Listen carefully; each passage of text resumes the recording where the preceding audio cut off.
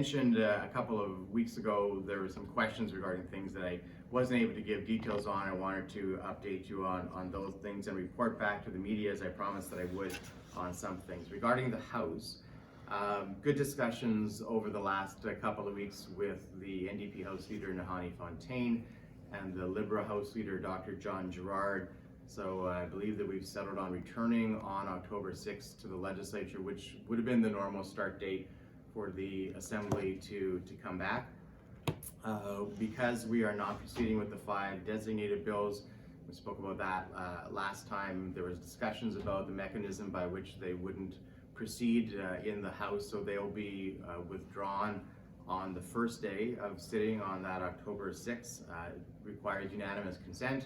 Expecting we'll get unanimous consent for the withdrawal of those bills as well on that day. BITSA, the Budget Implementation and Tax Statute Amendment Act, will be tabled. Looking and hoping to pass Bill 72, which is the Disability Support Act, which is brought forward by the Minister of Families, our Deputy Premier, Michelle Squires. So looking for support from the opposition to pass that. I know it's important to many within the community. Session will last 2 weeks, so the balance of that week and the balance of the next week, there'll be some later sitting dates and probably some late nights. There isn't a heavy legislative agenda, obviously, because the 5 bills that were the primary agenda are being withdrawn.